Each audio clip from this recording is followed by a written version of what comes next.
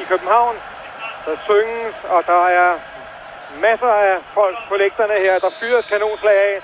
Og det hele, det er faktisk ret hyggeligt, ret rart, men også lidt for uroligende. Men ikke mindst for uroligende, fordi 11 hvidklædte spillere, der løber nede på banen. De treere, der kan prøve at vende 0-2 til en 3-målsejr skal det være. Ellers kommer treerne nemlig ikke videre i Europacuppen.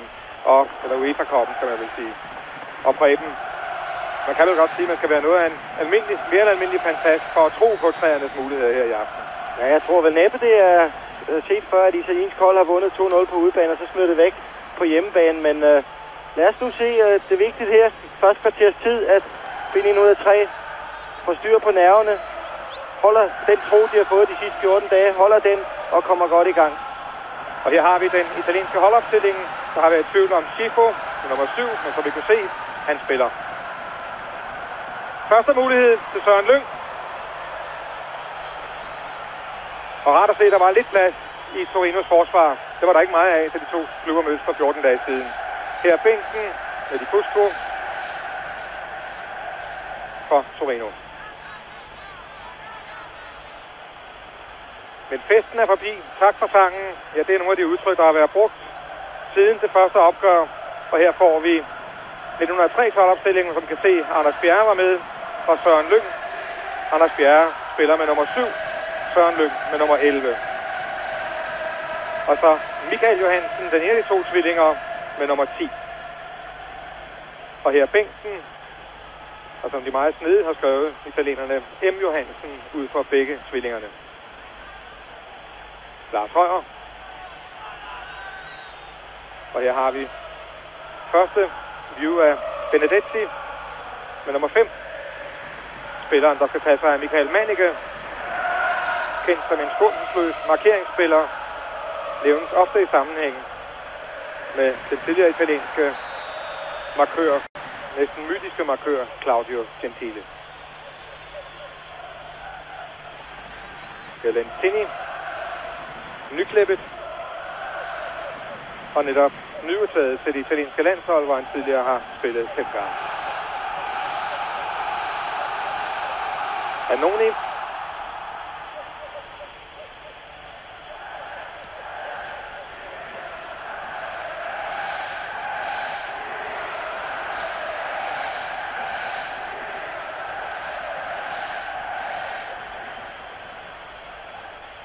Ja, som sagt, træner Benny Johansen har nok fået smidt noget selvtillid ind i spillerne igen. Det er de sidste 14 dage, og det er så vigtigt, at det første kvarter her bliver godt overstået, så man ikke med det samme mister den selvtillid igen. Ja, Søren Lyng igen i klemme i det italienske forsvar.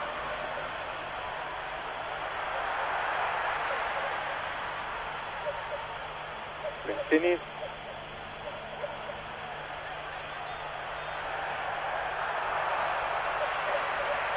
Men godt at se træerne så bevægelige fra start. Og som Benny Johansen sagde, vi skal frem, vi ved, vi skal score mere end 2 mål. Men vi vil ikke kaste os hovedløst frem. Glimrende spiller af Søren Lyng.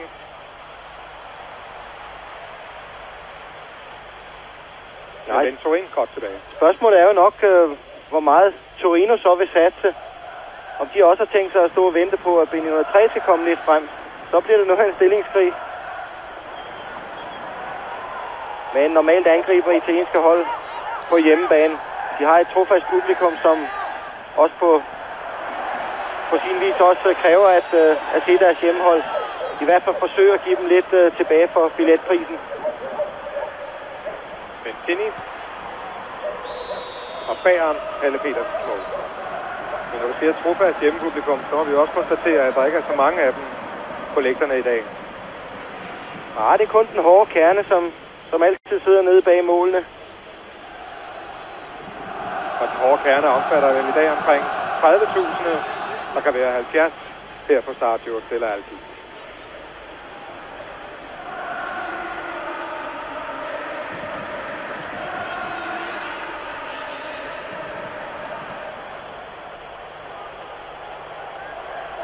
Torben Picnic.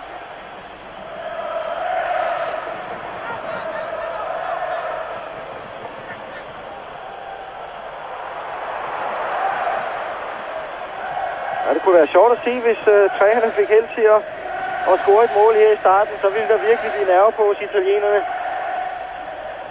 Jeg synes også, at man allerede nu i nogle situationer kan se, at de ikke går helt motiveret ind i den her opgave.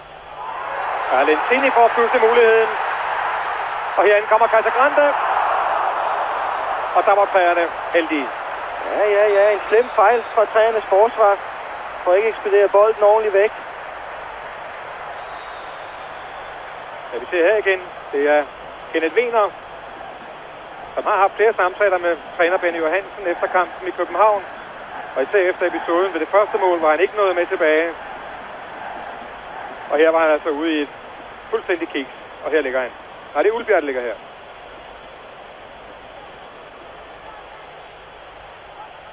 Jørgen Ulbjerg, der skal søge at få plads på venstre flanke. Og netop der, hvor de fik lagt for meget pres på i København, uden at bruge flankerne ret meget. Ja, det skal de prøve at råde bod på i dag. Igen den tennis mulighed.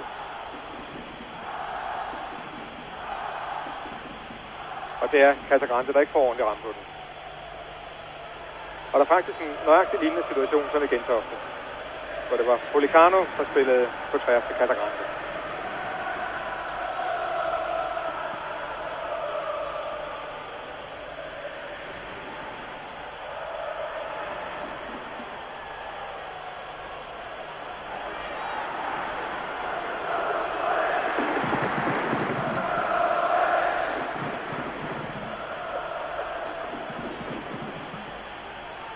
Vedo med nummer 6. Torinos anfører var tvivlsom inden kampen. Det samme var Schifo, Casagrande. Men altså i opstillingen, hvor Policano mangler og Fusi, de to har begge to advarsler og karantæne. Det samme har Ivan Nielsen fra træerne.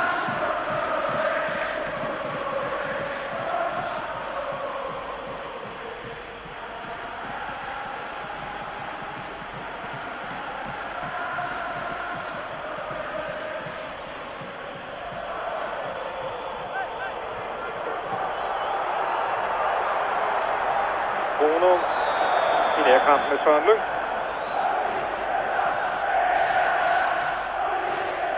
Bruno, der holdt Manike i København. Schifo.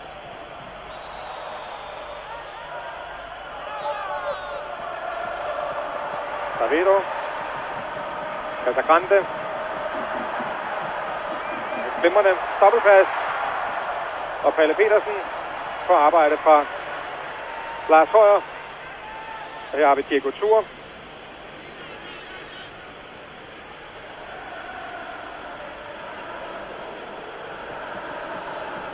Wiener. Pierre Larsen. Picnic. Ja, træner Mondonico har også i aviserne advaret sine spillere om at undervurdere B903. Og aviserne selv har observeret, at Torinos spillere tager lidt løst på koncentrationen og har nævnt det i aviserne. Så må ikke det har været med til ligesom at gøre mig opmærksom på, at den her kamp er altså ikke vundet. Man er ikke videre til næste runde endnu. Og det er klart, at når man fører 2-0 efter en kamp på udebane, ja, der kan ikke undgås at trænge sig lidt sikkerhed ind i en sådan lidt, måske lidt hårdmodighed. Så måske kan trænerne udnytte det. Ja, der er faktisk sagt, at det måske er deres eneste chance. Wiener, han får hjørnespark i kampen med Musik.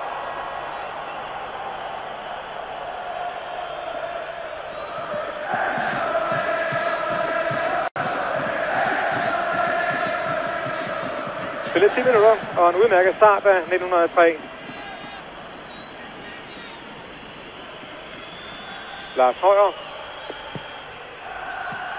Picnic. Og netop de fodboldsituationer, hvor træerne kan true Torinos forsvar. Man kan også se her, at den slags sker normalt ikke i Torinos forsvar, at de får lov at komme så frit op og hæt. Altså jeg tror, at der bliver taget lidt let på det i øjeblikket hos Torino. Ja, igen masser af plads til Picnic.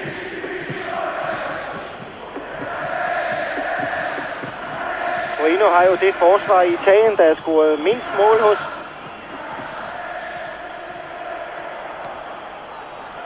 Der er kun 13 mål, der er gået ind i de 25 kampe. Og kun 4 mål her på Stadio della Alpi. Ja. Manniche, han har Lyng med på midten. Men for meget kraft i bolden.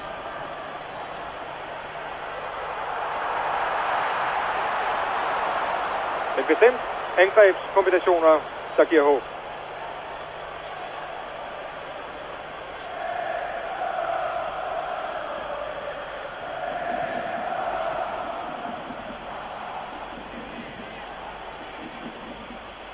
Schifo, Lentini, så har han masser af plads.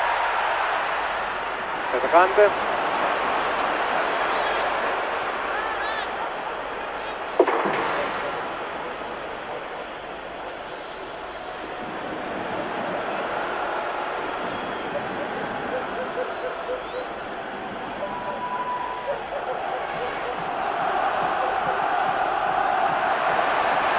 Igen glimrende kombinationer og dybt arbitrerende forsvar. Men heldigvis kan man sige, at Torino næsten allerede nu har lavet flere fejl, end de gjorde i hele kampen i København.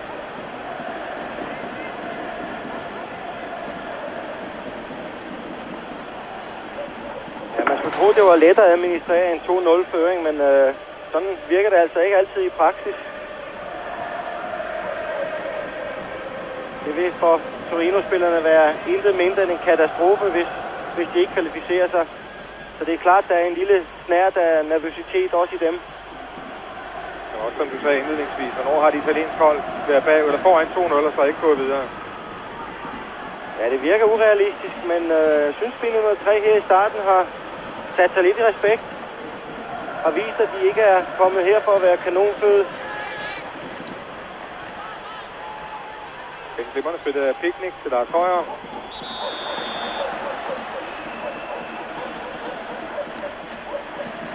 Vi kan se, motivationen er god nok. De kommer helt tiden tæt på italienerne for at blive presset og forstyrrer dem i deres kombinationer. Anoni.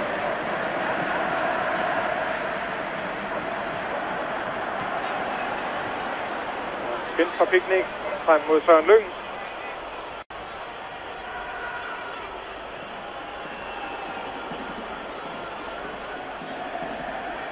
Jeg kan også se Mondonico, Torinos træner, er oppe at stå.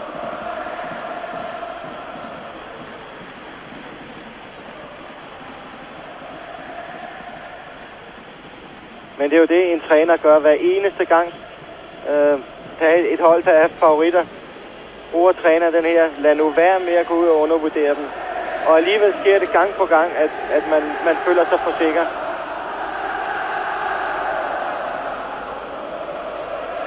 Diego Thor. Kjær Larsen.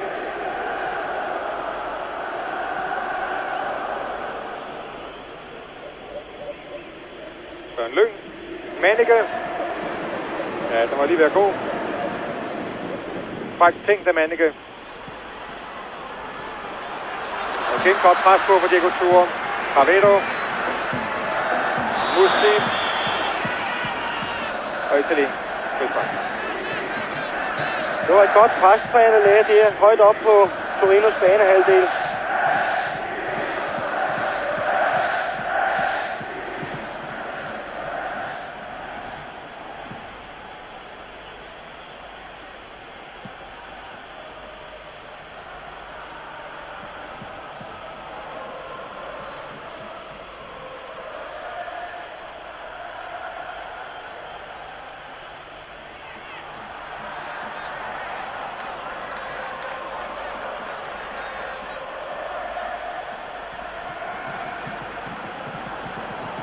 Ravedo, der rangeres som næstbedste libero i den italienske serie A efter Baresi.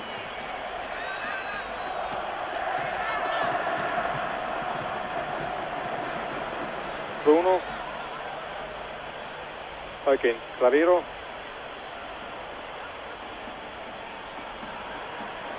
Benedetti. Schifo. Ja, glimrende detaljer af Schifo. Og her Casagrande. Godt holdt fast af Torben Picknick og hjørnespark. Men der så vi virkelig en prøve på Schifos teknik og talent. Den han lige slår bag om sig selv med hælen og kommer fri. Ja, der står træernes forsvar og sover, kommer ikke ud til det hjørnespark, opdager ikke, at det bliver taget hurtigt.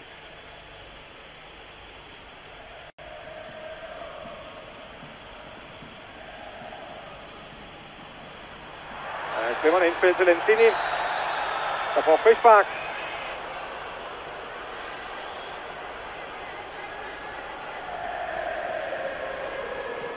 Og det er helt i orden.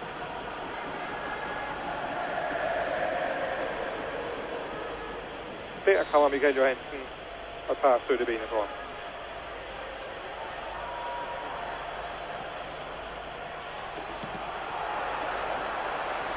Ja, Vasquez til Annoni.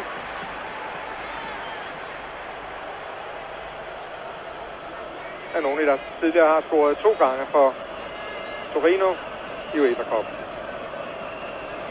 Schifo.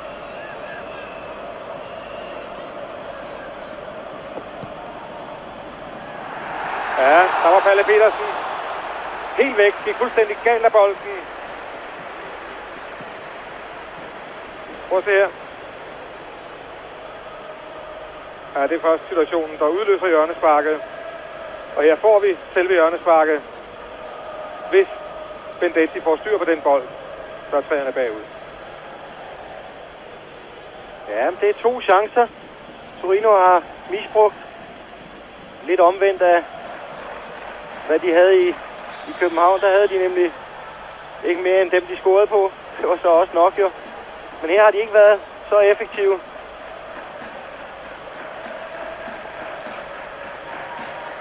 Torino, som i sidste weekend spillede 0-0 på hjemmebane og blev kritiseret meget af deres træner for at ville spille som Juventus og Milan. Det skal vi ikke. Vi skal spille som Torino. Og når han siger det, Mondonico, så mener han, at der skal spilles med musklerne. Torino er et hold, som lever meget på deres fysiske styrke, på deres kampvilje. Og de var altså blevet lidt for tekniske sidste weekend.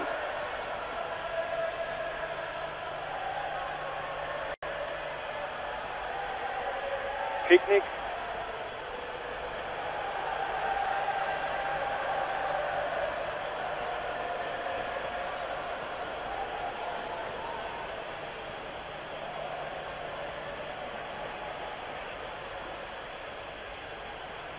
Og her har vi Mondonico.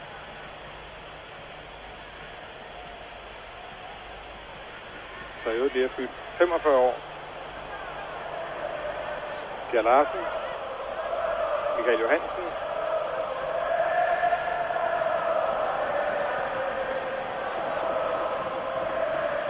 Manneke virkelig på slavearbejde, og så en god mulighed til Pierre Larsen. Men lige lovligt langt ude. Havde fremragende spark, fremragende forsøg i starten af kampen i Gentofte.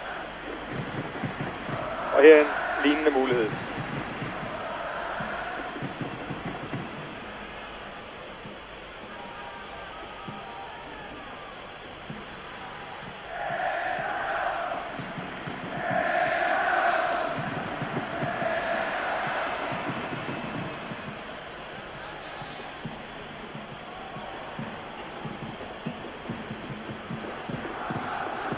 Venturin.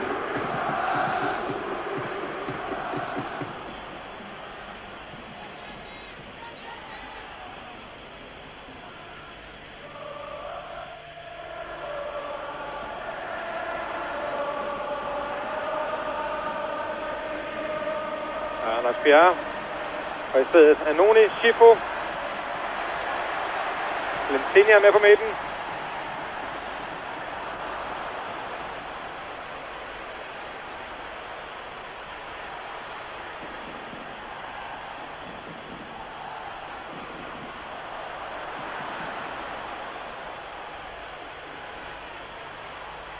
Annoni ligger helt fri i højre side. Ja, han står også derude af ærger sig her, hvor Vasquez afslutter.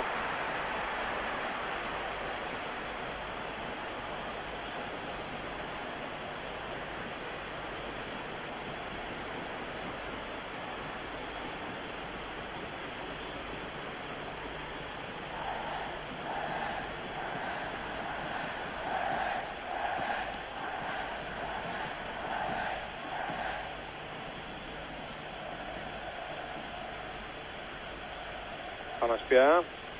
Lars Højer. Ja, det er for blødt spillet. Uden tro på det af Højer. Det er lidt underligt at se et Torino-hold, som kun angriber med cirka, hvad skal vi sige, 60% af det, de normalt kan. Ligesom om de ikke rigtig ved, skal vi gå til den, eller skal vi passe på bagud.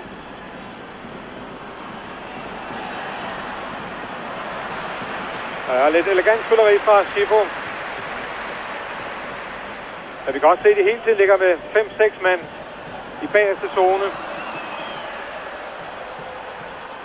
Hvilket hindrer træerne i at komme i hurtig kontraløb.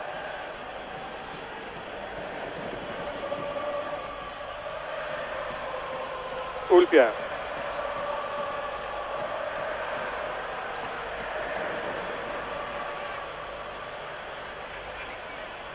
Jamen, det er vigtigt, at træerne har holdt nålet indtil nu. Der skal kun én scoring til fra træernes side. Så bliver det en helt anden kamp, vi får at se. Schifo. Scorer Torino derimod, ja, så er butikken lukket, så kan vi godt pakke kufferten og begynde at tænke på hjemrejsen.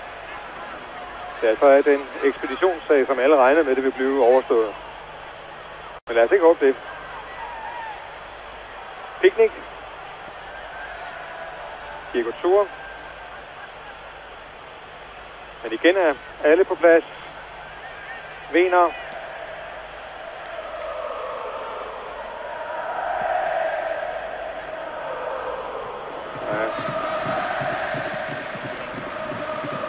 Foreløbig er det Benedetti, der går ud af sejrduellerne med Manneke. Og Schifo er farlig i den position.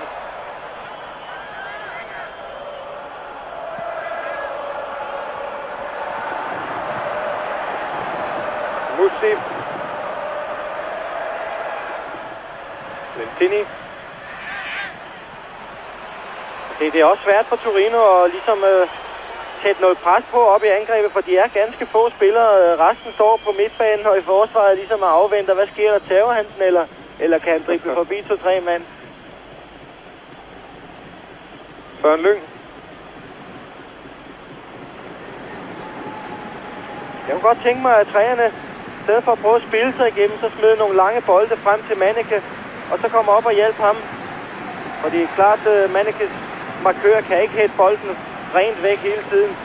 Ulbjerg. Cravero får lige nøjagtigt en fod på, og så Schifo. Og så bliver det, eller kunne det være blevet farligt i den anden ende.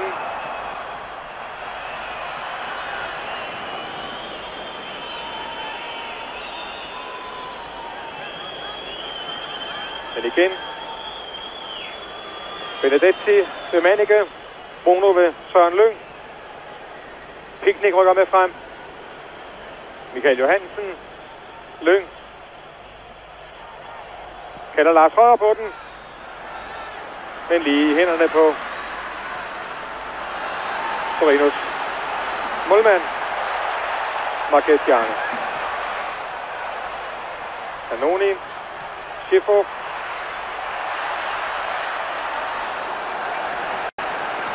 Det er ellers smart spil, det er småt, elegant. Det er altså blændende boldspillere. Det er det næste eksempel til at se, hvor bolden er henne, og hvor den kommer hen.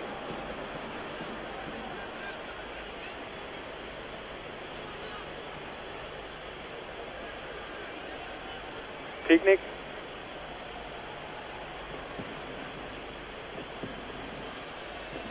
Bjørn Ulbjerg. Glimrende ryg. Manneke. Ja, så Lyng klapper. For vinklen blev lidt anden, havde han haft muligheden. Kampen her er ved at udvikle sig til en tro kopi af kampen i København. At træerne langsomt får lov til at ligesom bestemme spillet lidt på midtbanen. Får lov at køre bolden frem og tilbage, men får ikke lov at være farlige.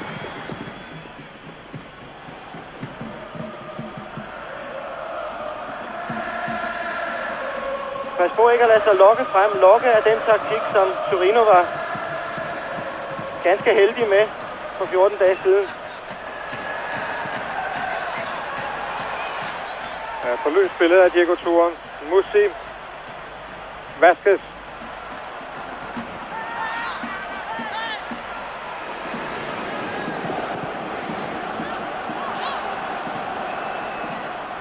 Ja, det er svært at finde nogen fremme. De dækker tæt, Manniger og Lyng.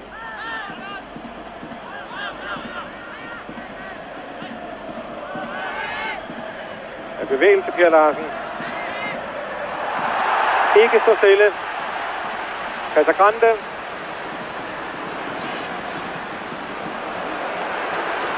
Ja, Palle Petersen igen lidt i vanskeligheder, placeringsvanskeligheder. Men heldigvis for meget luft under afleveringen fra Casagrande her. Ja, men igen ser vi, altså, det er udmærket gået af Casagrande, men der er ikke nogen inden for en mål til at modtage den aflevering. Hans medspiller bliver stående og venter.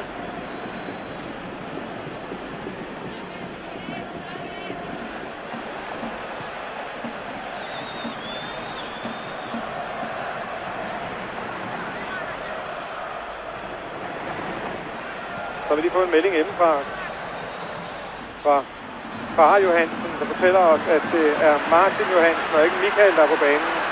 Og det vil gerne undskylde og rette, men også erkende, at det har været næsten umuligt for os, at det har været umuligt for os at konstatere heroppefra. Men vi byder velkommen til Martin Johansen. Michael sidder på bænken.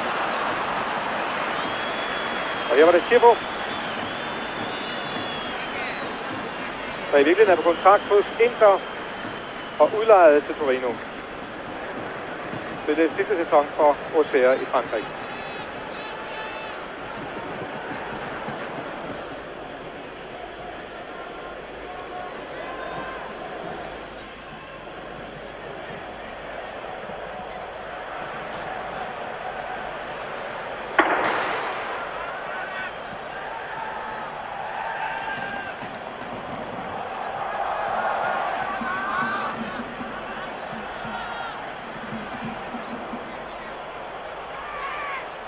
Lentini.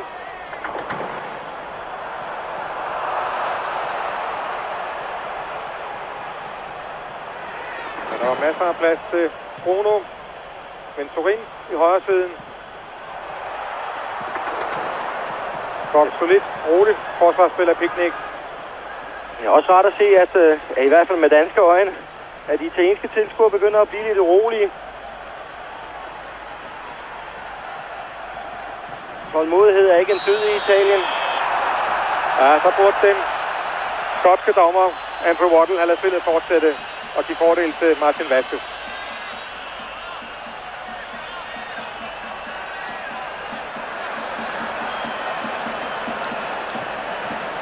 Så kan det altid gøre ham upopulær.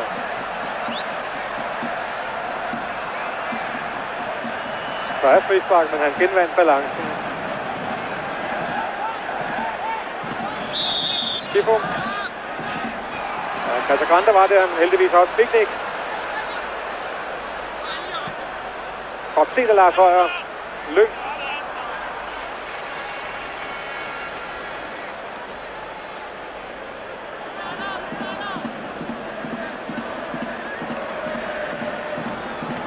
Kenneth Wiener. Anders Bjerre. Martin Johansen. Ja, de er 3 mænd omkring ham med det samme. Er hans far nu sikker på, at det er Martin?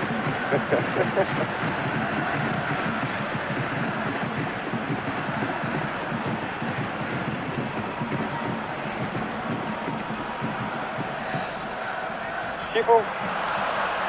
Og så han kan fejle.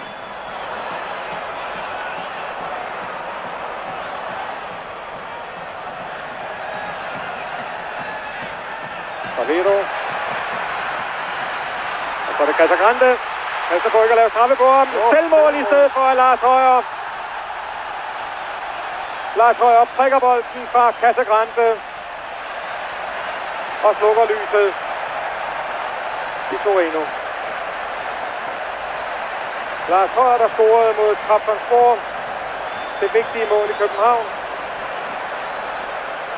1940 her med 100% sikkerhed næsten fra 1903 er ude af UEFA-koppen. Prøv at se, der kommer han. Ja, han gør ellers det rigtige. Han flytter sig i første omgang netop for ikke at lave straffespark. Og så uheldig at prikke i eget mål. Ja, den er for tæt på ham, simpelthen. Så læg mærke til, hvor han flytter sig her.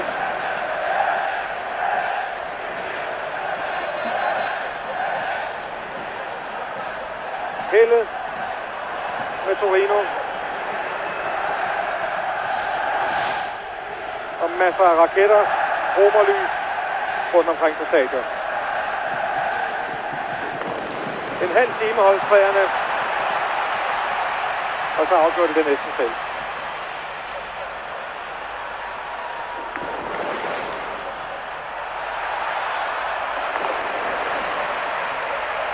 Nu kan jeg godt fortælle, at det er svært at være spiller på B903's hold dernede. Det er svært at blive ved med at løbe og kæmpe, når udsigterne næsten er håbløse. Ja, det eneste, man kan sige, det er, nu kan de spille frit. Ja. Hvis de har lyst til det.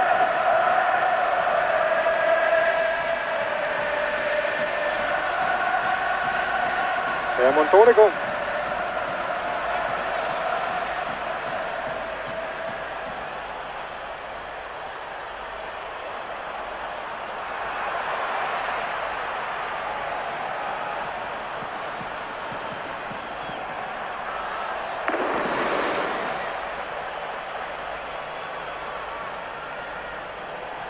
Og her er Benny Johansen. Og for ham og spillerne, ja, der er faktisk sket det værst tænkelige. Ikke alene scoring til Torino, men også på et selvmål.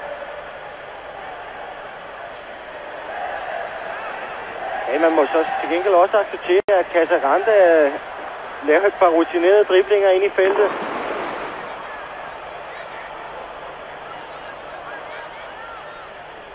Det er en situation, som du er inde på, hvor man meget nemt kunne have lavet straffespark på ham.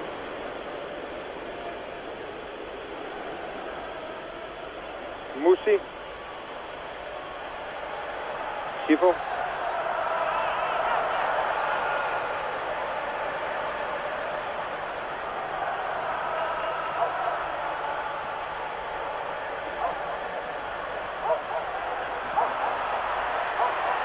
Godt nået af Schifo.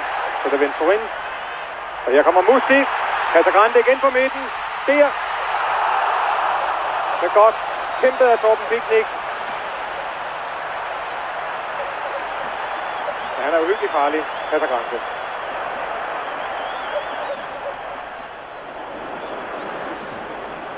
Og den er svær at komme rundt til på Piknik.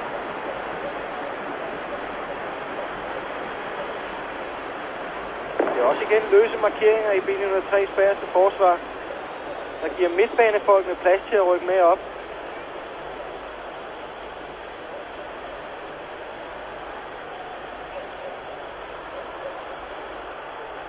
Søren Lyng. Ja, han dækker utroligt tæt og godt. Benedetti.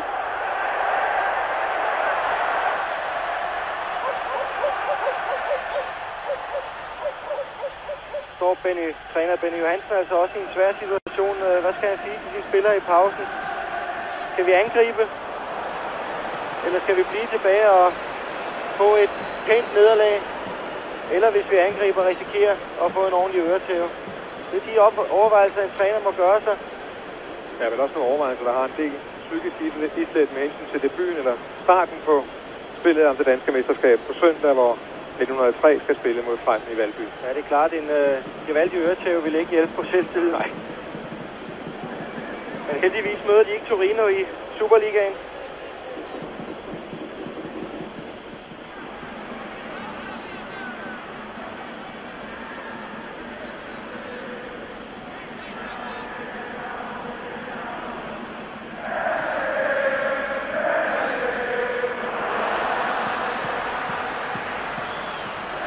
Stor fejl af Bruno, men det hindrer ikke Torinos Tifosi i at svinge videre.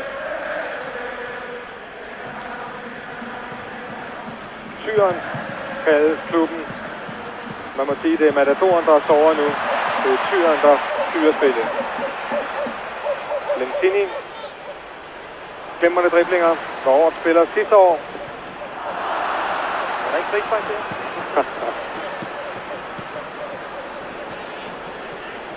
Det ser ud som om, de hygger sig dernede nu, Torino-spillerne. Får al den plads, de overhovedet kan drømme om. Ja. Og her er det Søren Lyng, der fik for lidt plads af Bruno Mannicke. Og der fik han den. Benedetti faldt. Og for tjusket af ham. Afleveringen til Søren Lyng. Men de har heller ikke spillet så mange kampe sammen endnu, de to.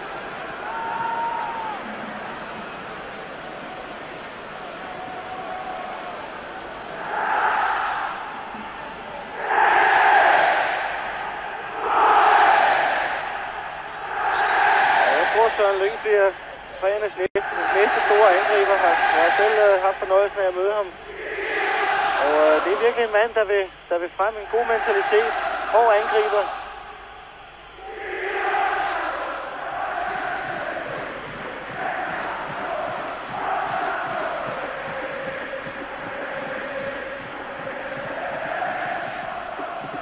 Mannicke. Fremragende spillet af Cravero. Også frækt. Lars Højer. Men Bassen. Så må han frækker det igen. Lige forbi tøvlerne på Lykke. Lidt nemmere, når man fører med 3 mål forspring. 1 her, 2 i København.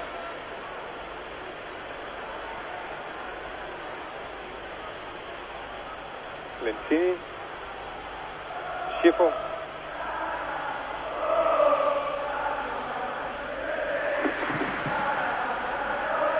Og nu kører den italienske fodboldmaskine.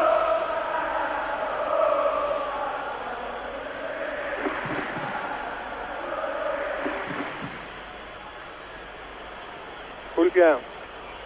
Anders Bjerre. Picnic.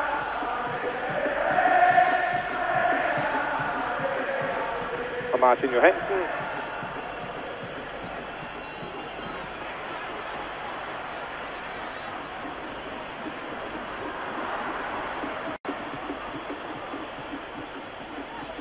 Udmærket arbejde af Lars Højer. Og så var Anders Bjerre her frispark. Man får det ikke. Schiffer.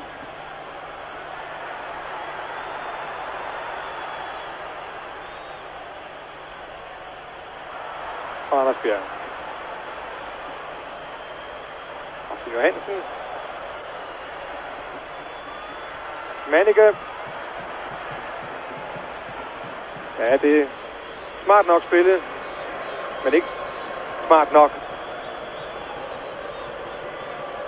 Flytter sig for dårligt for hinanden derinde. Og italienerne ryger altså ikke på det. Så nemt. Schiffer. Det er næsten provokerende spillet. Lige forbi træerne hele tiden. Og dommeren, han er jo at betragte som en knold på banen. Ulbjerg. Per Larsen.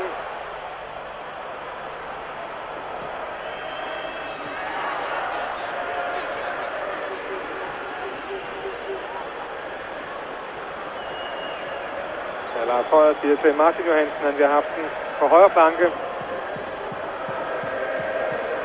I stedet for det vanskelige forsøg med at ramme Mannicke på midten.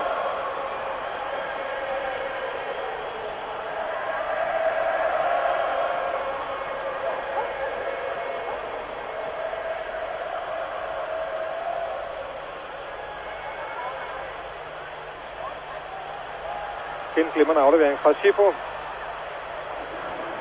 Og hjørnespark. Ja, her.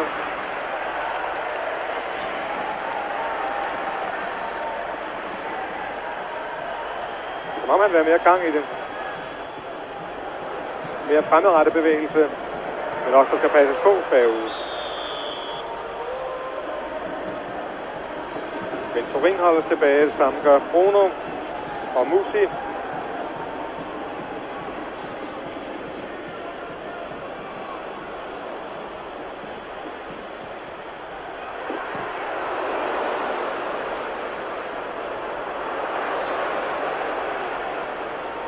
det er svært, ingen med i venstre side. På det par stykker i højre siden.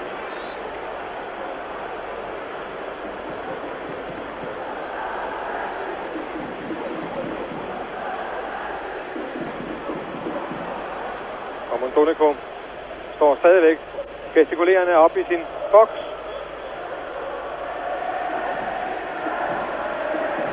Bestemt ikke tilfreds med den måde, Torinos spil kører på. Der er Højer, Pierre Larsen. Der er 7 italienere tilbage. Og ingen fra træerne frem i forreste række. Nu kommer Søren Lyng, Pierre Larsen.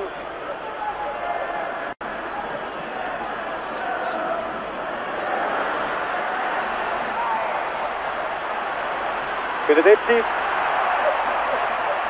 Lentini. Casagrande på midten. Kommer også Schiffer med frem.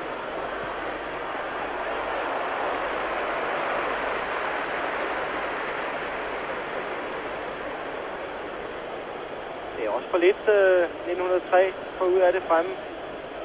Står kun med Michael Manneke og Søren Lyng. Hvad skal de dog gøre? Der må komme noget hjælp bagfra. Det er tabt. 1903 er så godt som slået ud. Men derfor kan man også godt sige, så må vi op og prøve. Og hvorfor ikke prøve at få en udligning måske? Hvem siger, man ikke kan gå ind og vinde den her kamp alligevel, selvom det ikke er nok, måske.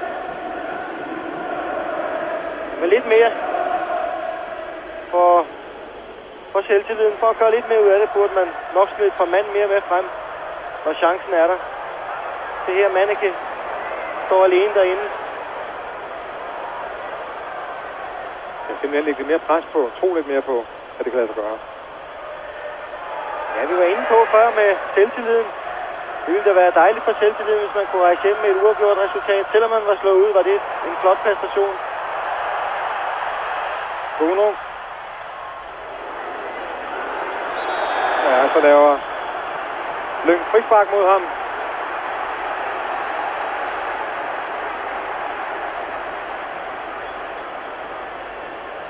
Ja, det så pænt ud indtil scoringen. Og han er også god til at falde, Bruno, kan man se. Og han er også god til at lade de andre falde. Ja, glimrende inderskud. Der er 2 mand fuldstændig rene. Palle Petersen igen i vanskeligheder.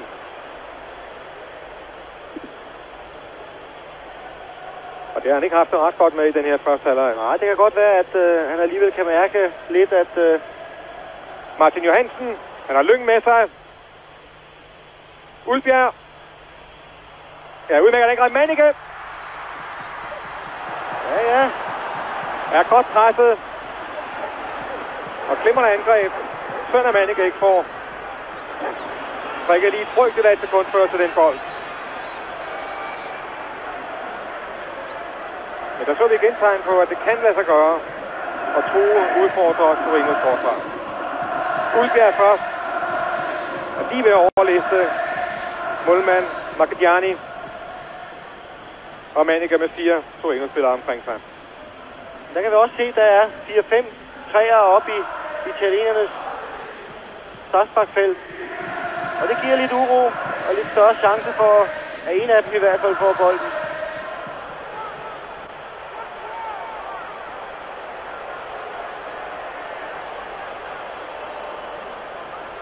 Ja, man skal også lidt tro på, at det kan lade sig gøre, når de nu kommer ned i omklædningsrummet og skal snakke lidt om, hvad der skal ske efter pausen. Lars Højer. Picnic.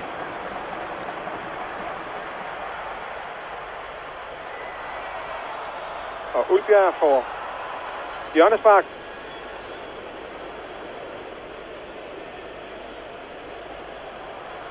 Nej, frispark bliver dømt til Torino. Nej, der bliver hjørnespark. Det var bare vaskes, så vi leger lidt. Ja.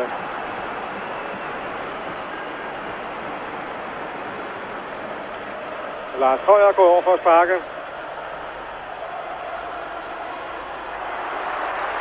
Og han går uhyre sikkert ud. Macchiani.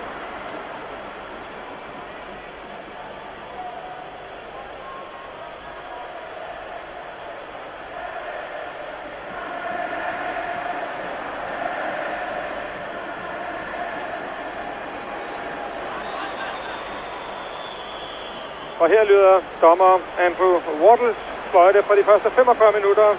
Og kendsgerningen altså, at Torino er foran 1-0 på det mål, som blev scoret efter en halv time i eget net af Lars Højer Nielsen.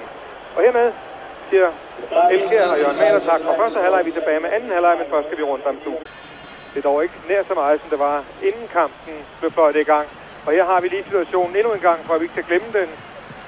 Casagrande først, Lars Højer og den lange tog, og Palle Petersen sagesløs. Men temperamentet har han, du kan se, han råbte efter Lars Højer, det er løgn. Men det var det ikke, og kendsgerningen er altså, at træerne er bagud med 0-1 her, og altså i alt 0-3.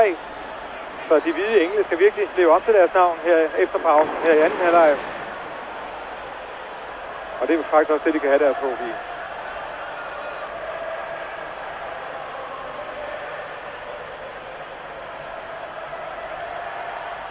Og så har vi også fået Kenneth Birkedal på banen. Han løber med nummer 12 i venstre forsvarsside.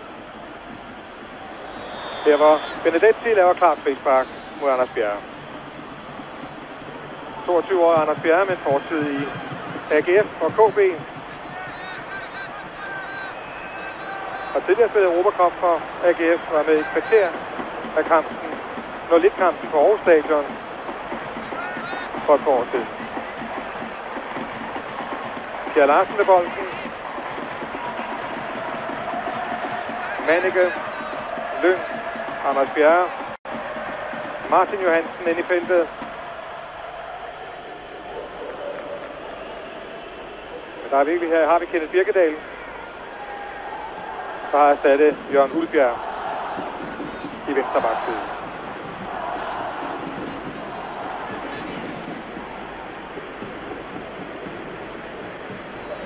Men nu vil håbtræerne simpelthen går op og får lagt noget mere pres på italienerne. Prøver at give sig selv 100%, og vi andre lidt ordentligt fodbold de sidste 45 minutter. Ja, jeg synes også, at man godt kunne have forventet noget mere.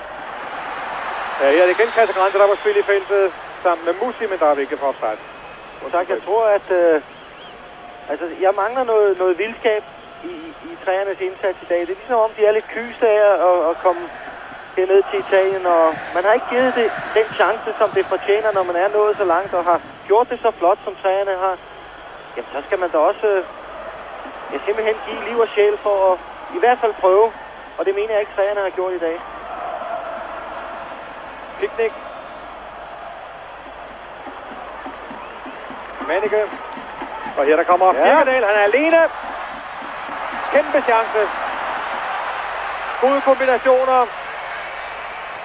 Men trækker lidt for langt fra Kenneth Birkedal i sidste fase. Se her. Og glimmerne går ud af Marchegiani. Så øvrigt bliver liggende op i feltet. Ja, han er hurtig ude i fødderne. Det er en svær bold. Det er dejligt at se, at der kommer lidt fart over det, at man prøver at komme igennem. Spiller sin chance. Og det må også give lidt selvtillid, at det lykkes på den her måde.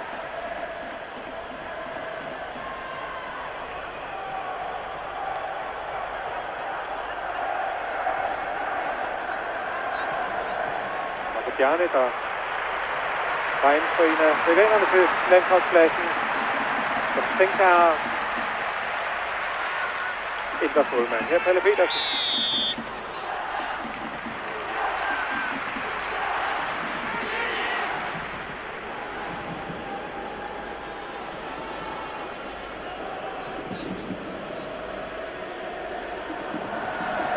Sundeko, han ligner bestemt ikke nogen vinder. Han ligner en bred mand, der ikke er tilfreds med sine spillers indsats.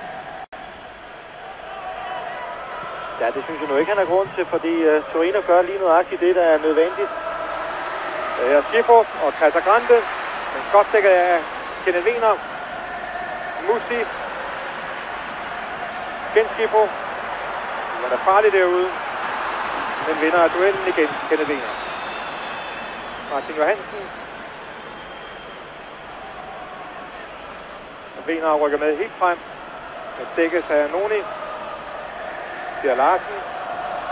Birkedal.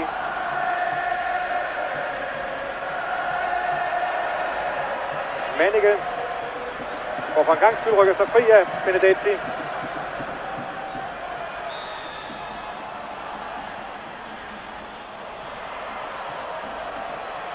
Og hvis vi kigger lidt på Torinos spil, så er det jo super professionelt. De gør lige nøjagtigt det, der skal til.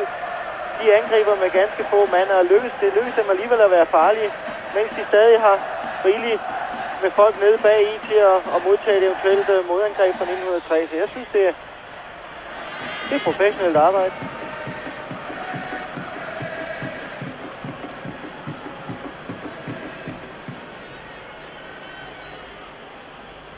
Lentini.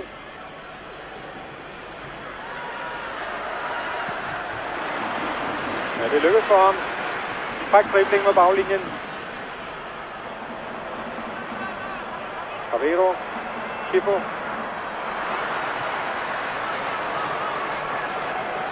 Og så Anders Bjerg. Gode driblinger. Mannicke. Ja, godt. Sjældent at se, han har forsøgt sig på flankerne.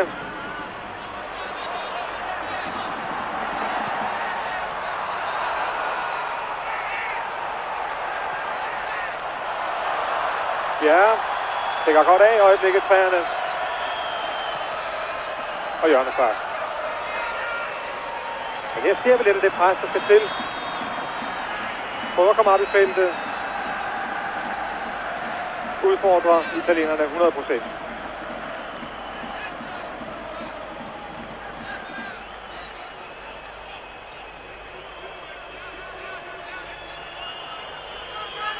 Martin Johansen sparker.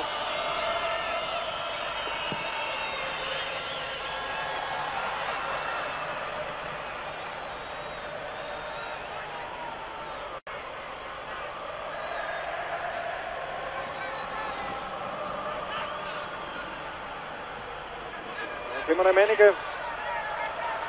Den markerer tæt Søren Lyng.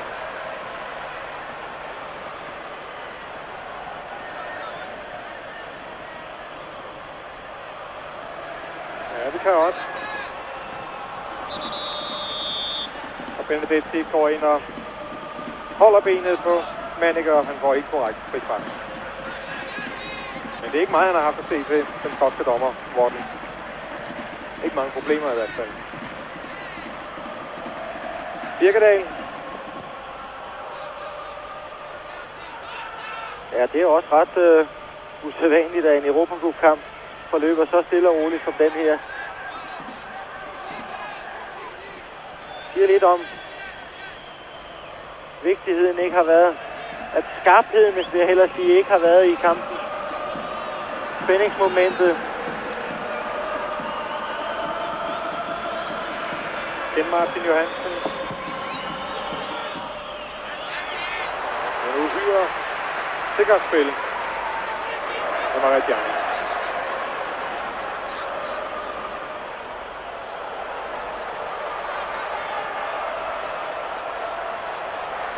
Venstre ving. Vasquez.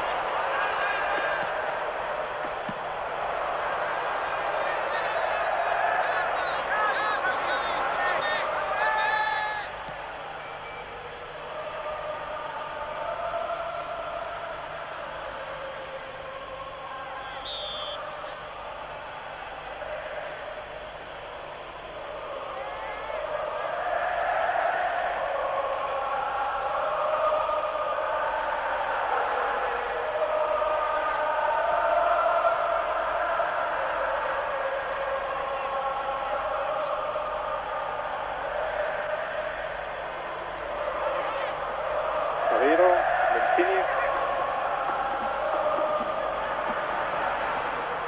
Vasquez.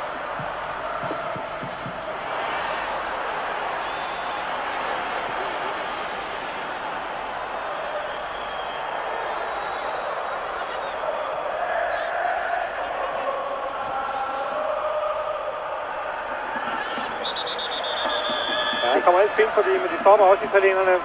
Det kan jeg da godt lide at se. Ja, han går der til den. Han prøver noget, tager nogle driblinger, sætter sin krop ind.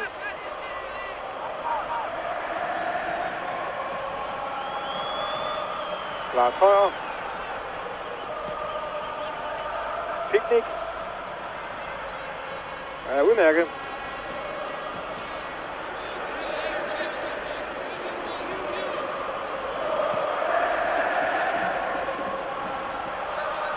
Og så kører de italienske kombinationer, men lige ind i offside-fælden.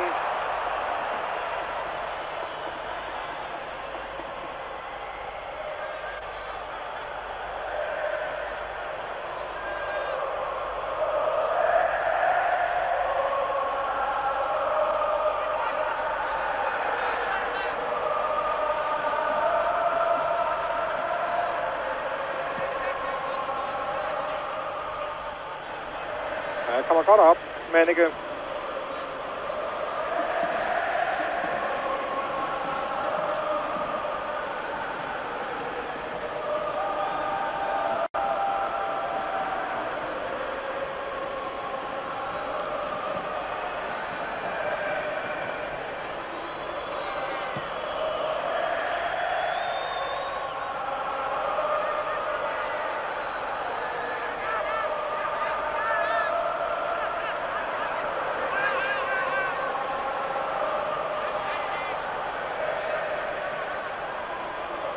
Mannicke.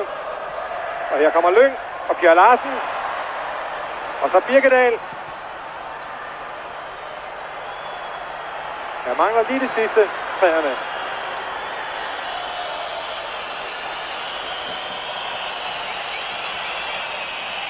Og Lentini. Det var frispark mod Wiener. Lars Højer.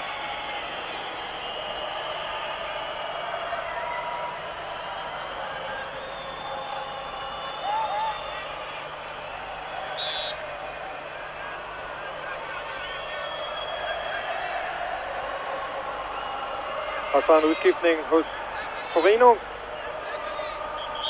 Udgår med nummer 7, Schifo. Og på banen kommer Sorao med nummer 13.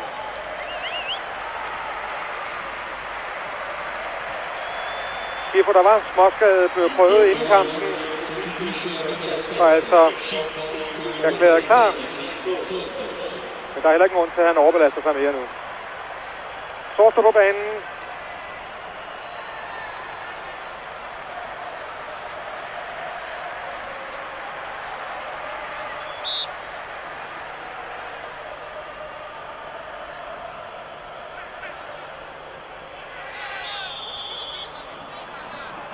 Og trænerne får hjørnespark ud af situationen.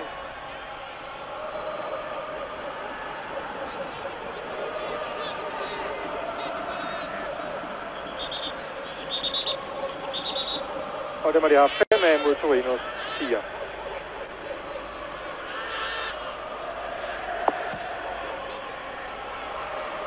Picnic. Pierre Larsen.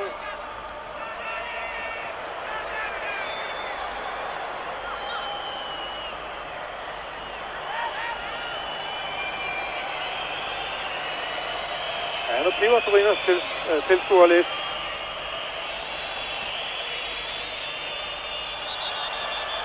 Og Anders Bjerre laver frispark. Muanoni, da han går i luften. Presser ham ned på skuldrene med albuerne. Ja, der er mentalitetsforskel. Havde det været i Tyskland for eksempel, ja, så havde hjemmeholdet nok, selvom de var kommet foran 1-0 og egentlig var sikre på den samlede sejr, ville måske nok have forsøgt at gøre det til et målhugge. Men i Italien, der betyder det sådan set ikke så meget, hvor meget man vinder med, men om man kvalificerer sig. Ja, der var klart at fejle den situation, men ikke vinket. Lentini og Pierre Larsen.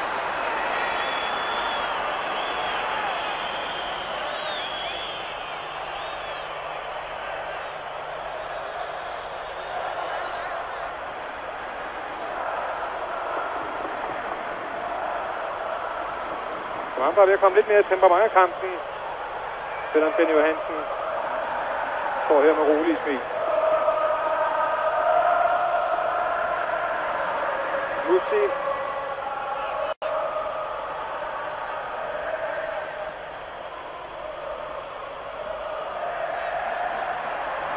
Noni. Fremragende spark.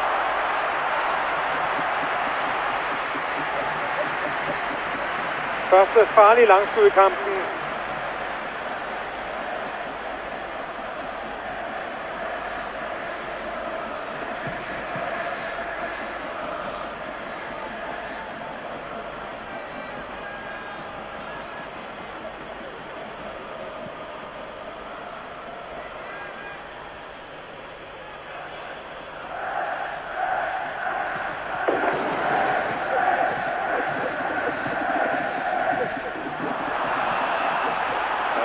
Stor fejl. Misforståelse mellem Savero og Musi. Hører vi igen til Hanonis forsøg. Men Preben, vi kan godt høre, de irriterer Tifosisene. De suger på deres spillere. Ja, de kan også godt se, at de ikke giver sig 100%, at de løber og laller lidt rundt dernede, og ikke tager det særlig seriøst mere. De vil have noget ud af deres... Hvad er det, de er ved at få der? Ja, det er det i hvert fald. Ja. Piknik, godt i luften. De vil have noget for deres penge.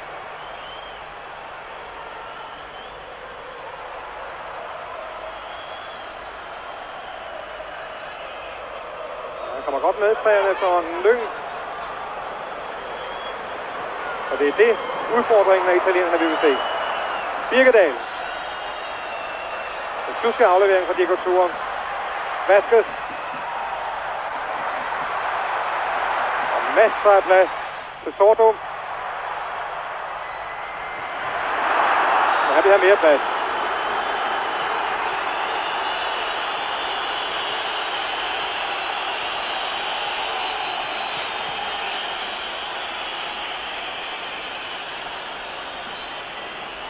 Det er godt langt indkast. Det kan også sige lidt om italiensk fodbold, at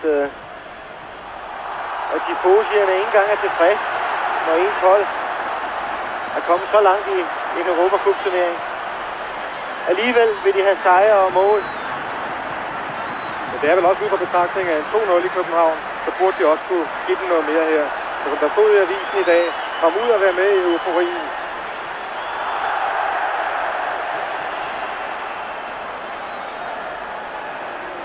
Men man må sige, at trænerne udfordrer dem glimrende i øjeblikket. Det er falsk varebetegnelse. Selvom de prøver at holde den i gang. Vasquez. Savero. Casagrande. Godt stoppe af Kenneth Wiener. Så rykker Mannicke på højre flanke. Ja, der i hullet var Martin Johansen.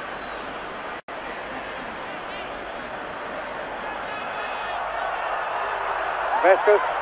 Casagrande kalder på den. Men her er Venturin. Ja, han var der. Sorto.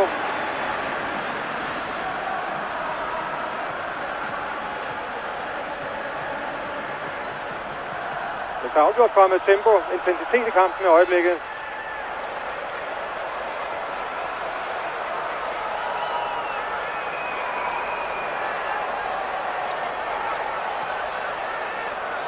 Sorto, Venturin.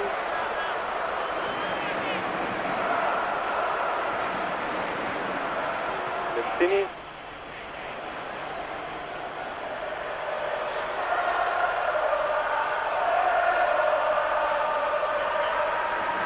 Savero.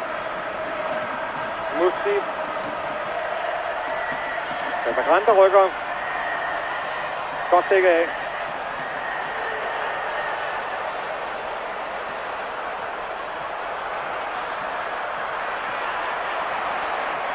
Venturin. Sorto.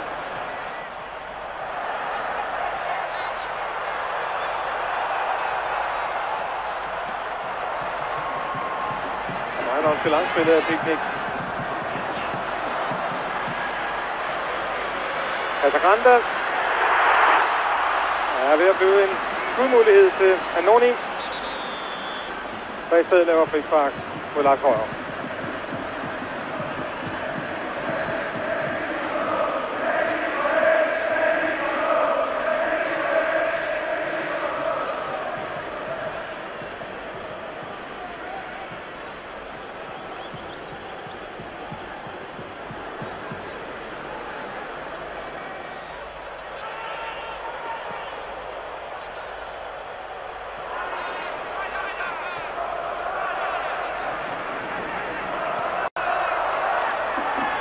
Casagrande leger flyver og har klart armen på bolden.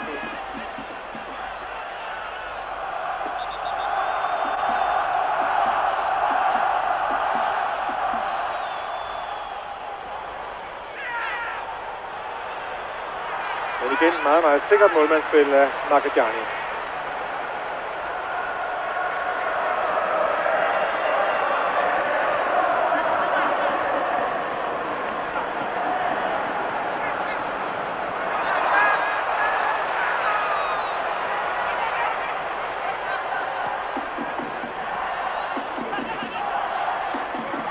God driblinger af Kenneth Birkedal.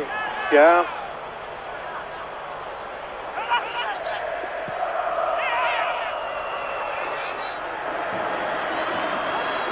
Dejligt at se en målmand, der behersker sit strafsparkfelt så godt, som Marchegiani gør. Han er langt ude hver gang, der kommer en bold ind over.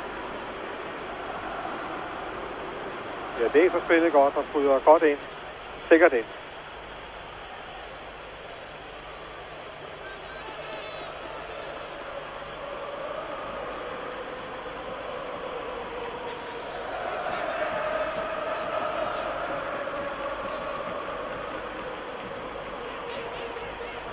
Se igen. Michael Manneke vinder duellen, men for få finde mod 3 er fremme og hjælpe ham og samle op. Vi kan se, at samspillet mellem ham og Lyng ikke rigtig er kommet til at fungere endnu. Lyng løber mange gange de forkerte steder hen i forhold til, hvad Manneke forsøger på.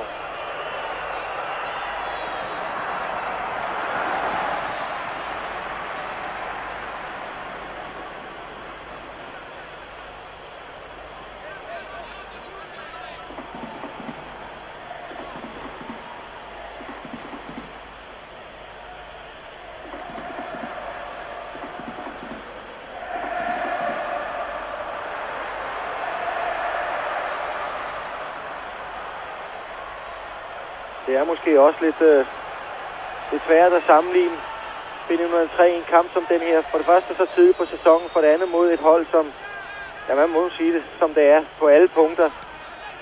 Alle steder på banen er stærkere end B903.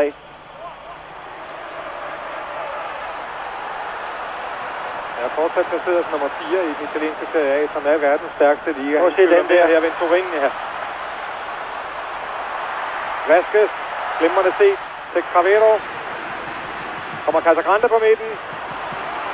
Ja, de vil alle sammen ind og lave mål. Der var ingen, der blev ude. Blev tilbage på banen. Alle sammen ind ved pletten, hvor man regner med, at bolden kommer. Ja, det var lige før de sad op på ryggen af Casagrande. Anders Bjerre.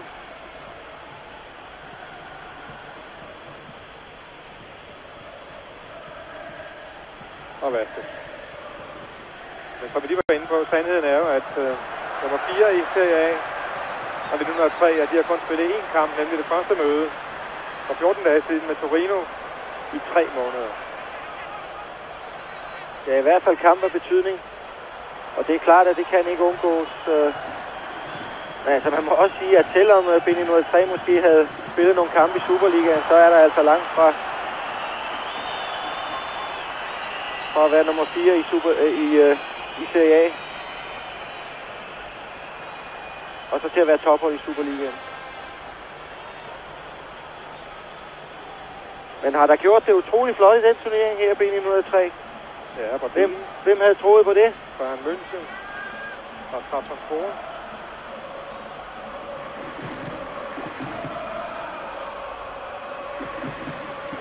Men selvfølgelig skal man ærge sig, hvis man har viljen til at være med helt fremme. Ja, så kan man ikke så godt tilbage på det og så være tilfreds.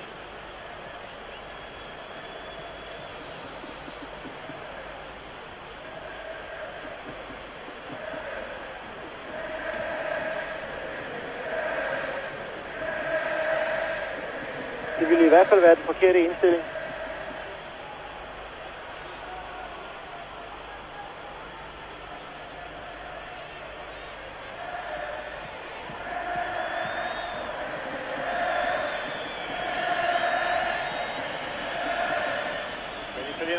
Klart bedre trimmet.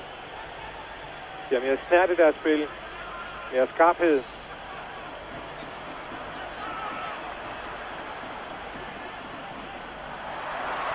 Så har de nogle profiler, kan man vel roligt sige, på verdensplan. Schifo, Casagrande,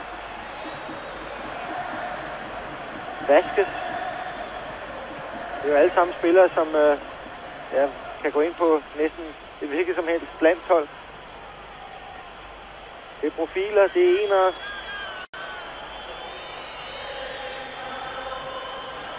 Men de er også blevet købt for mange penge. Og så gør det lidt nemmere, når man har penge til at købe den slags spillere. Jo. Ja, som de italienske journalister også sagde, det fik at vide, træerne lige blev honoreret med 20.000 kroner hver, hvis de gik videre i turneringen. Det er ikke mange peber noget hernede. Venturin, Casagrande, igen Venturin og Casagrande. Stor chance til spilleren, der tidligere har mødt Brøndby i Europacupen, da han spillede for Porto, siden fulgte 4 sæsoner fra Ascoli, og altså nu her i Torino. Prøv lige at se. Det er genialt, det der.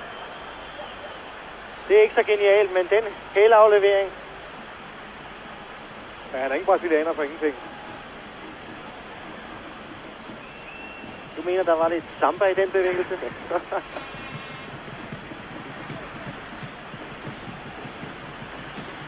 Picnic.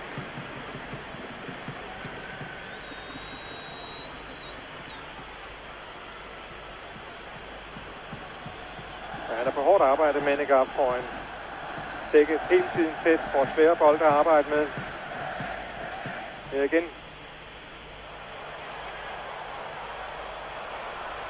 Og Peter Kenneth Wiener.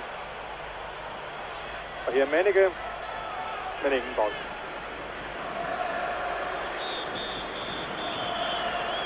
19 minutter igen. Og så skal vi have Brian Rasmussen ind på spil 1903. Og Brian Rasmussen afløser Martin Johansen.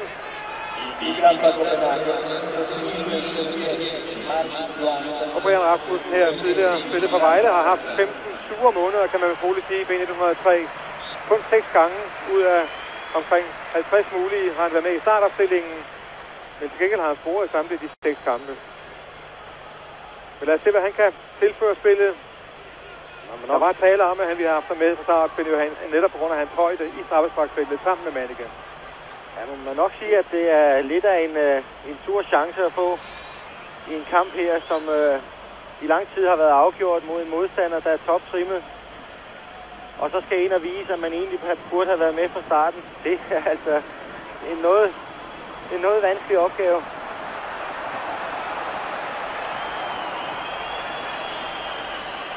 Ja, når man er vant til at spille i Danmarksserien, så er der jo ikke en stor spring her til det, altid. Og Brian har ellers en spiller, som har en usædvanlig næse for chancerne. Men det er selvfølgelig også et spørgsmål om selvtillid. Og den har han selvfølgelig ikke haft meget af, når han ikke har spillet så lang tid. Men nu er han i feltet sammen med Manninger, Anders Bjerre og Søren Lyng. Og vi får et nyt langt indkast fra Kenneth Wiener.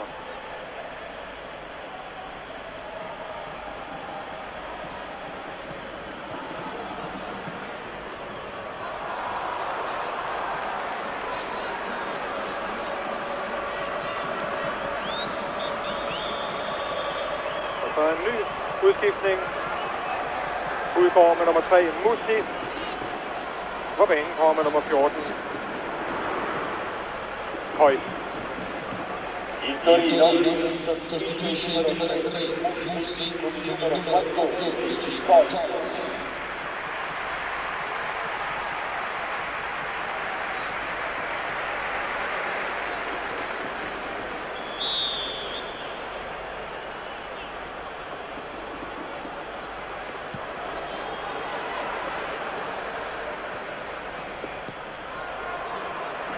Det var presset. Lars Højer.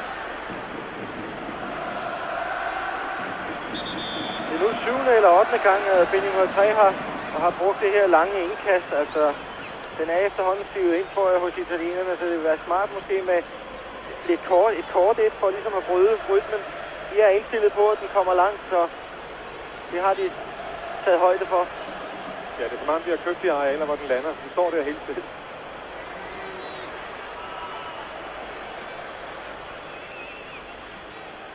Vasquez. Wiener.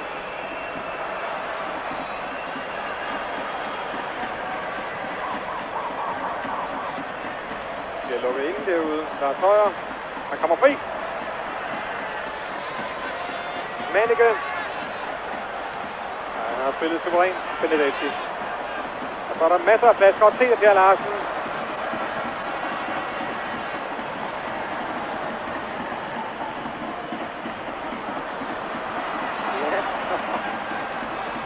Der skal mere præcision i de afleveringer. Før italienerne for alvor bliver troet.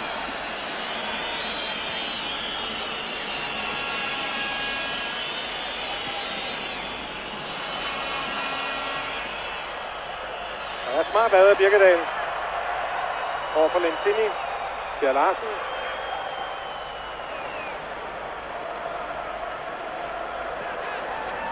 Manike, og så Lyng. Og så må der være straffespark. Der er ikke fløjtet. Piknikfældet, snart ind i feltet. Men det skulle de altså ikke have.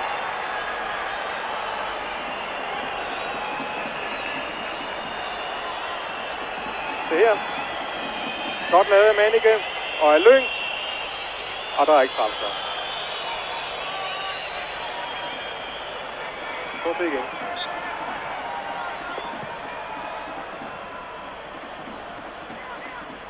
Hvad siger du, Fred? Det kunne godt have set sådan ud. ja, udmærket, Brian. Ja. Og det er det handler om, når man kommer derop til den.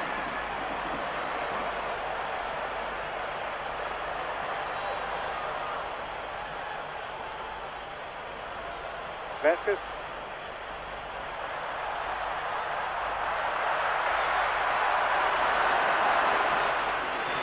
Vasquez, som de italienske aviser har haft det med at skrive om, at han var i fejde med Schifo om at styre holdet, og i det hele taget også uden for banen.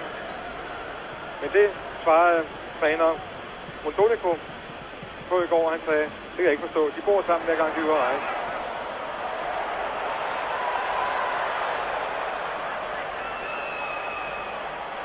Der har vi ham, Martin Vasquez. Nok at se på Torinos resultater til at vide, at selvfølgelig er holdet godt sammentømret. Også i omklædningsrummet, som man plejer at sige i Italien. Hvis folk griner og har det sjovt med en anden i omklædningsrummet, så har man også et solidt hold, et godt hold. Så jeg tror ikke, der er de store problemer. Den fjerde plads i Serie A, det vidner om harmoni. Lentini. Og Lars Højer udfordrer igen. Palle Petersen. Men i det hele taget er Torino ved at få et store hold igen. Har vundet det italienske mesterskab 6 gange, sidste gang i turneringen 75-76. Og som man siger, det er jo Juventus, der er den store klub. 22 mesterskaber i Italien. Og nabo til Torino. Og i øvrigt så har de Fiat-koncernens direktør, den multimillionæren Agnelli, som præsident i Juventus. Men hans arbejdere, hans fodfolk, de holder med Torino.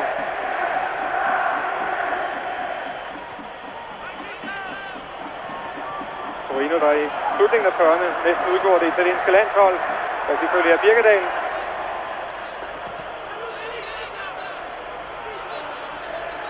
Og Cravedo.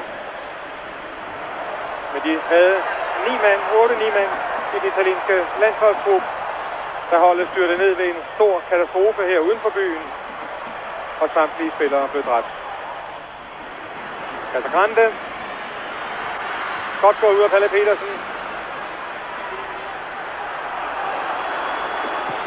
Og frækspil af Birkedal.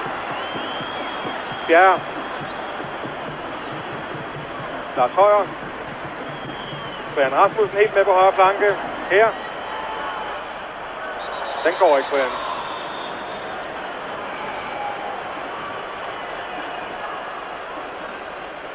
så har der måske alligevel været lidt tempo i kampen. Anoni sidder med krampe efter skubbet i ryggen her fra Brian Rasmussen.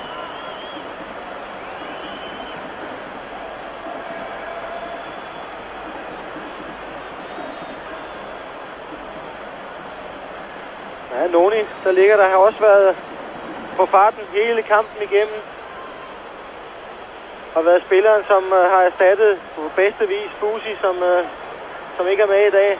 Den spiller, som normalt ligger og erobrer alle boldene på den bagerste midtbaneplads hos Torino. Ja, her er Montonico. Jeg tror, det var ham, der var bagud. Ja, han ser ikke helt tilfreds ud.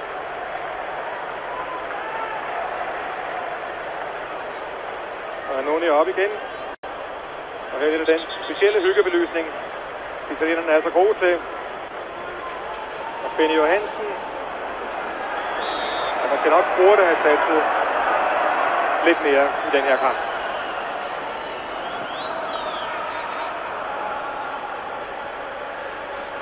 Anders Bjerre.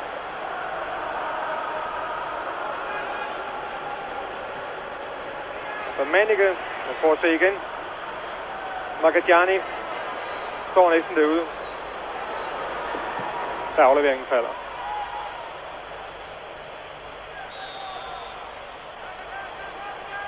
Der er tur for frispark.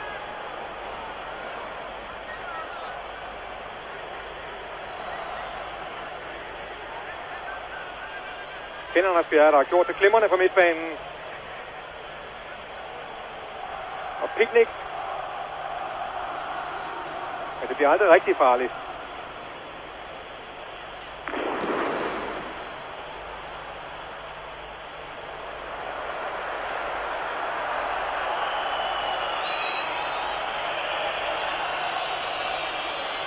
Ja, de er skånselsløse. De fortæller, hvad de mener om det. Tilskuerne.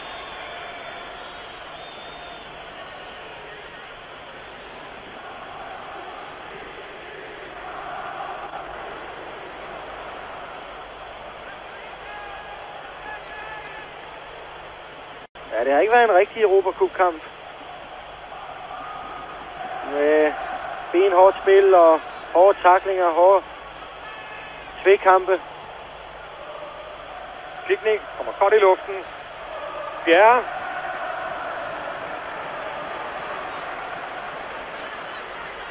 Men igen lige det sidste. Skarpheden. Casagrande.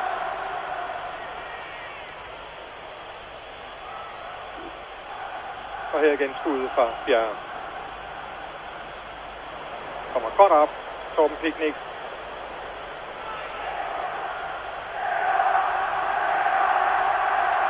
Lars Højer. Brian Rasmussen.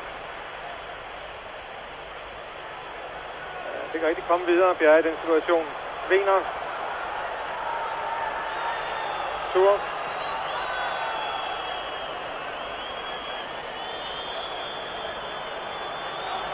Og Vaske.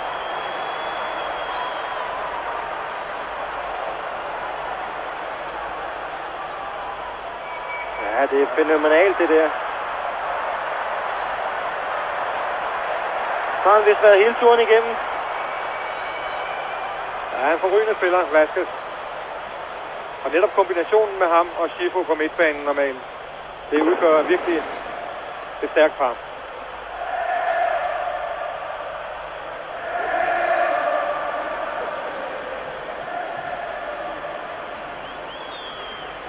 Seks minutter igen. Indkast til Torino. Casagrande.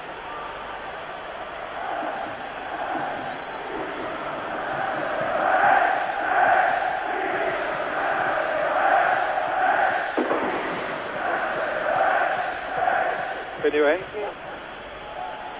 Der er fødselsdag i går. Men ikke så meget at fejre i dag.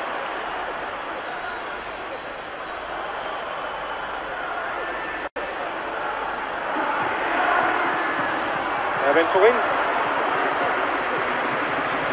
sætter Pater Petersen på prøve, men egentlig har han ikke været det så mange gange. Der har ikke været så mange afslutninger.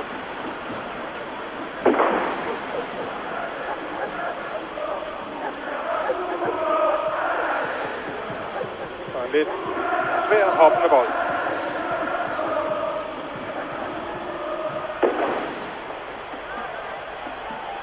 Men hvor der ikke har været skud på mål, det er der så sandelig på tribunerne. Der fyrer kanonslag af, usandsligt, og kælder romerlys. Ja, det er nu der er en spændende kamp. Så havde de ikke haft tid til at tænke på det.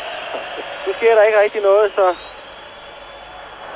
Altså Grande, og han kan fyre kanonen af, men lige i støvlerne på Stier Larsen.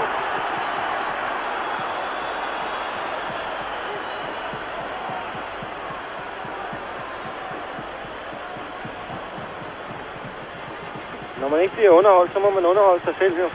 Det er de også gode til.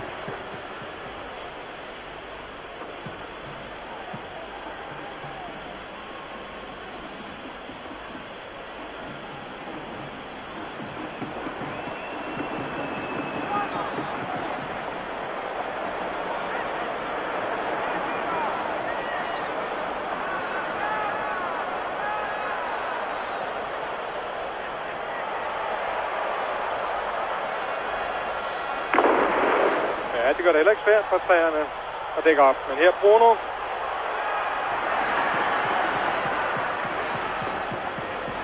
Køjs.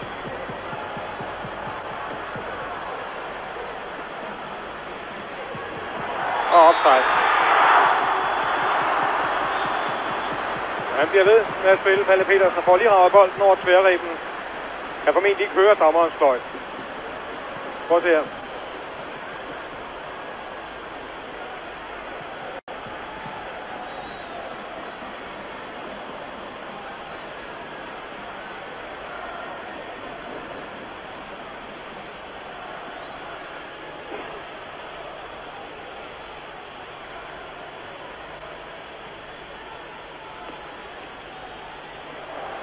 Lars Højer.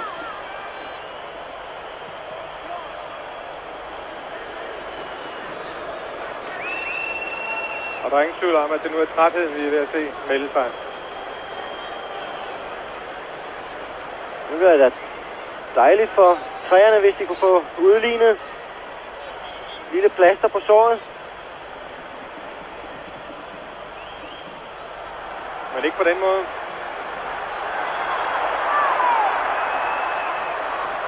Så Grande, og så er der var plads til Bruno.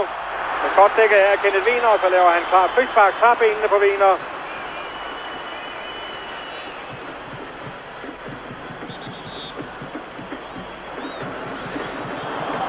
Ja, jeg tror, han er bange for at få det gule kort.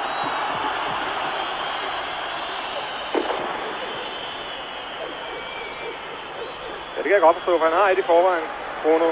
Ja, det kunne man lige så tydeligt se på hans reaktion.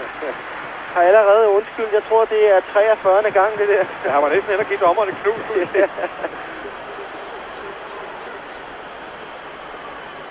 Ja, og hvis der havde givet en advarsel der, ja, så var der set, at han ikke kunne være med i semifinalen.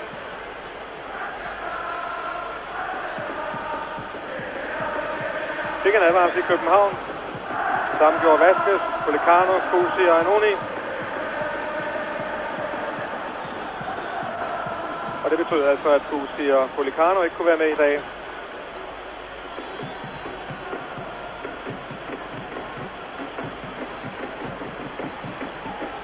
Ja. Morten, man har næsten ikke set ham, men siger jo, når dommeren er anonym, så må han have været god. Ja, ham kan man ikke klage over. Hvor end man gerne vil. Stier Larsen.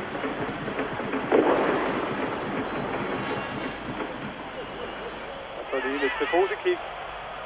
Og så en situation, som vi har set Marcaggiani i mange gange.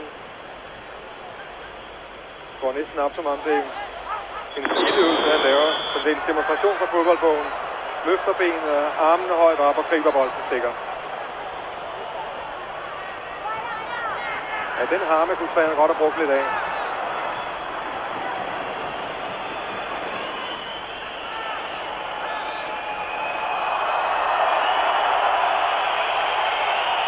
Ja, nu kan vi se til positivsen, eller tilhængerne hernede foran os. De piver rejser sig op og løfter armene. Irritation ned mod deres helte.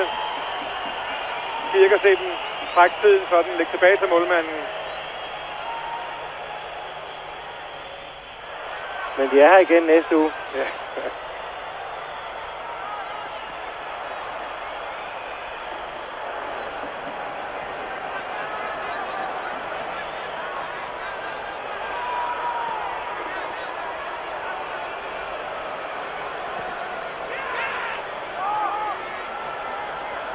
Ja, hvis det kan point at ramme ham, så vil Svane have været langt foran nu.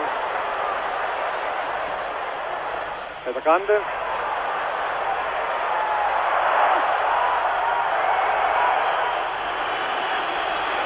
Ja, tilskuerne rejser sig op og råber og gør nogle frække fingertegn ned mod spillerne. Irritation over, at de ikke får mere ud af det.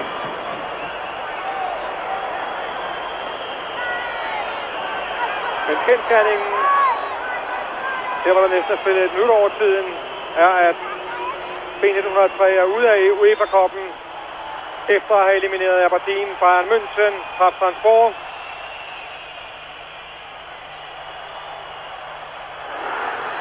Casagrande. Ej, ikke et selvmål til. Resten er lige ved. Bjørn Rasmussen.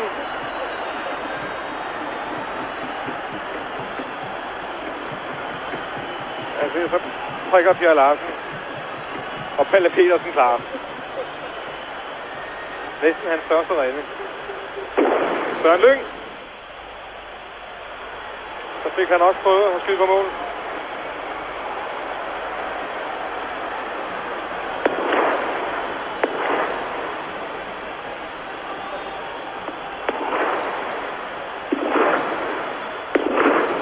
Og så slutter det hele for B1903.